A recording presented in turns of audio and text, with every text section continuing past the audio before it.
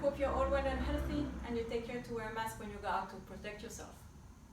Given the world situation, I started giving lessons on Zoom, which I enjoy very much. And today I will be talking about the piece I'm just practicing, which is Schubert Impromptu Op 19 No.3. And this video will be about explaining it, giving you keys to understand it and how to practice it. So first, the piece is a lead, so it's a song, and it's also a lead in the form, which means ABA, a theme, a middle section, and a return of the theme. Also, it is a lead, of course, in the fact that there is a voice that is singing and there are accompanying voices. So I think that the main three things to concentrate on are: one, building your phrases; two, the balance between the melody and accompaniment; and three, how to deal with repetition and rely on the score for that. So I'll start with building your phrases, because any singer will tell you how important it is to achieve the high note and really release after. So for this, I would suggest that you practice the score in chords. So by doing that, you actually you take away the difficulty of the accompanying voices, and then you can concentrate on the melody and how you want to direct this melody. So, for example, I would do it like that, the whole piece.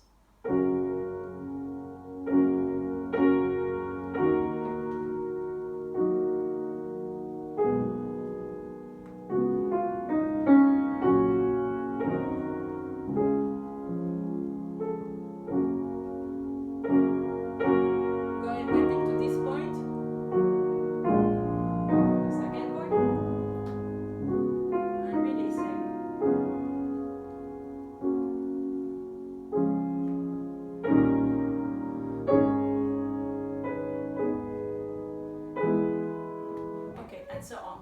So that's the first thing. Always make sure that even when you're practicing chords, you make sure that the fifth finger is louder than the rest of your chords, because that's already a base on which you can further practice your second point.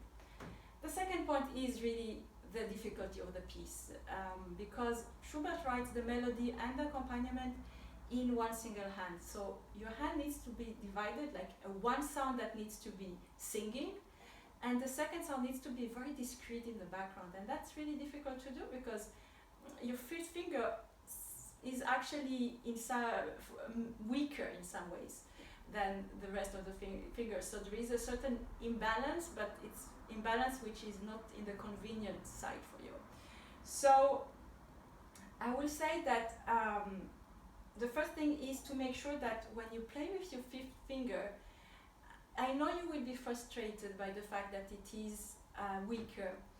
So try to not be frustrated and just be sure that to always make it relaxed, because when you get frustrated, you get tense. When you get tense, you don't get a beautiful sound, and that's not good for singing.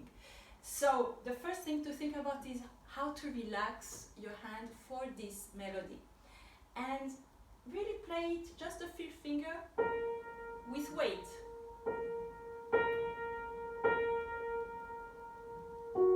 Yes, don't be afraid to actually divide the parts and really work on each part separately. So really, by putting weight and being very relaxed and practicing it with the fingering, you really build up what you want to hear, your imagination. So, and the imagination is really very important. Because there are some things which are physically seem impossible on the piano, but with the imagination and the will, you actually make them possible.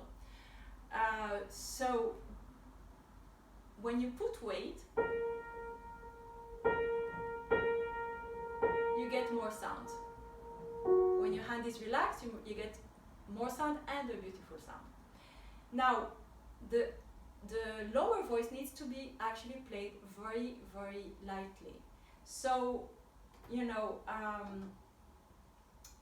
for this, that means much less weight, and also a light touch also in the way that you release the note. sure not to release too high, because once you release too high, it means that you will need more attack to get back.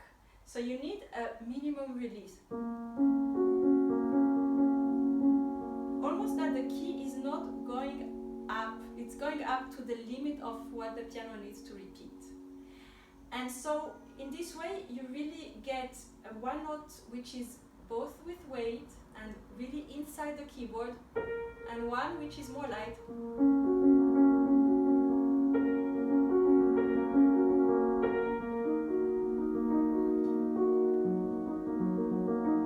And that is going really just to the limit of how the key will go up on the piano. So that's the second point. The third point is the repetition.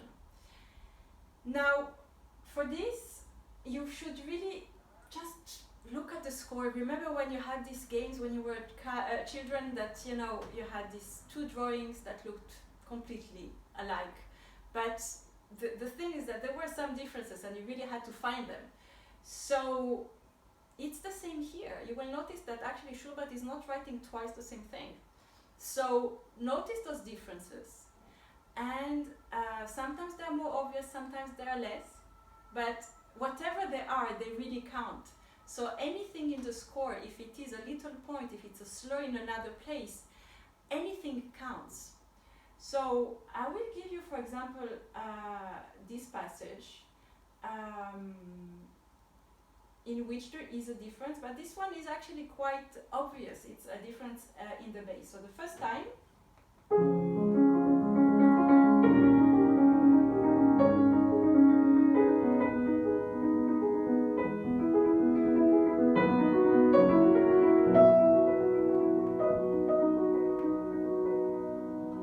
now the second time he adds more bass.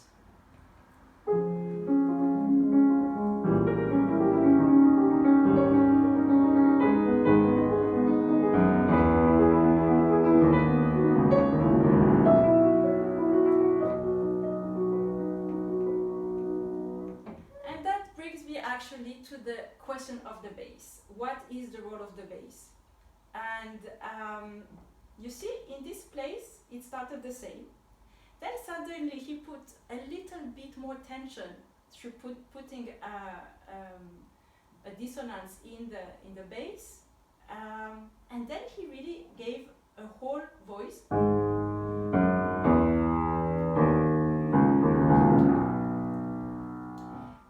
That was really singing together with the melody.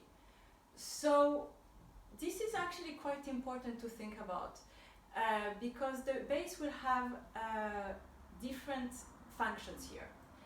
When it starts, it is in some ways a supporting bass that needs to be in the background and let the melody play. So this is not so present.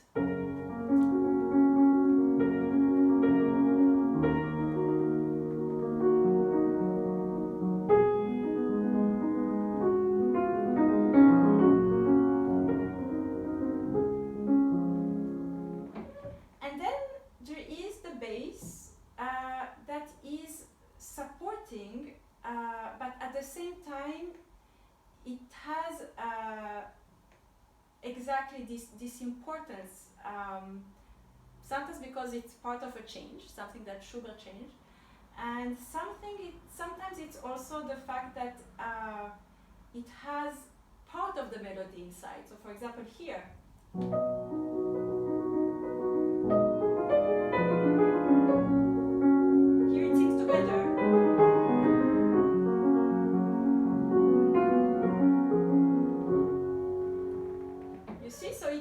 like in between a support in the background and also a voice that sings together but discreetly. Then in the middle section, the bass really becomes a full independent voice that sings together with the high voice. So this is really important to bring out.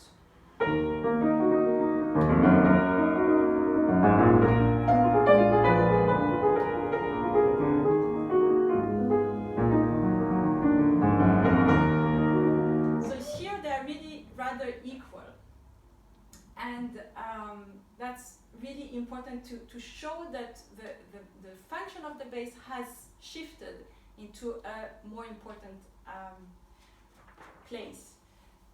Well, not more important, but equally present, I would say. Now, there is the fourth possibility also, and that for me is, for example, at the end or just before the exposition, where for me the bass is actually leading. So two places that are doing this for me is, for example, just before the exposition.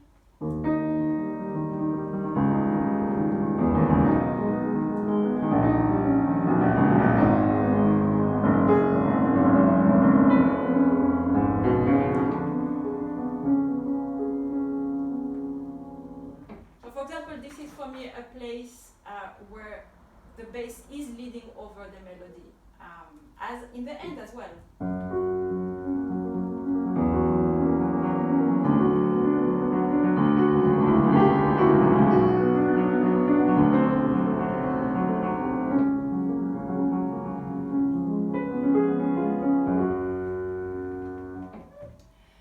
So really make sure, as I showed you here, to really bring the bass to the fortissimo sforzando, because one would think that it ends at the end of the trill, but actually the phrase is long. So, and this is really done by the leading voice of the bass. So that's about the points I wanted to give you, pointers, and I hope that this video helped you, and enjoy playing the piece. Bye!